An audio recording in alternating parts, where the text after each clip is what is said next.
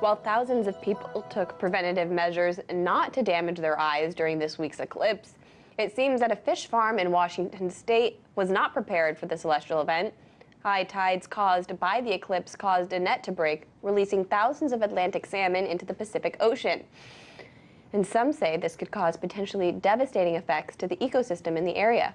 RT's Alex Mihailovich is in Toronto with more. So while everybody was planning to protect their eyes, a fishery or a fish farm out in Washington state didn't plan for the eclipse. It seems a net broke and it released hundreds of thousands of fish. Literally 305,000 fish escaped this net. These are Atlantic salmon let loose into the Pacific Ocean.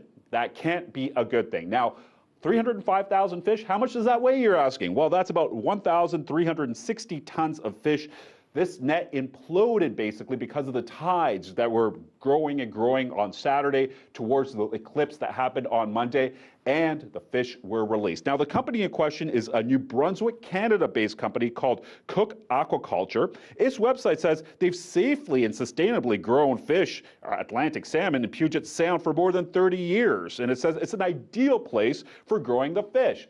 Atlantic salmon in the Pacific Ocean. How could that be an ideal place for growing Atlantic salmon? The problem here is that now these fish, I should say, are polluting the ecosystem in the Pacific. And there's a lot of things that can happen here. We have Pacific salmon, which lives in a fragile ecosystem. The Atlantic salmon can eat their eggs, they can spawn where Pacific salmon spawn, move up rivers, and they could bring disease to these areas. So this is not a good thing. Some are saying it could be borderline catastrophic for Pacific salmon.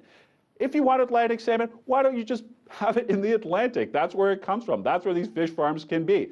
But it seems somebody was smart and decided, well, the supply chain, why have to ship this stuff over when we can just grow it on the other side of the continent? Anyway, when it comes down to Washington State's Department of Fish and Wildlife, they're asking people who fish all you can possibly can right now, because we want you to catch as much Atlantic salmon as you can and get it out of that ocean, because this is a problem, obviously. So bottom line is Atlantic salmon are now polluting the Pacific Ocean, and it's all due to that solar eclipse.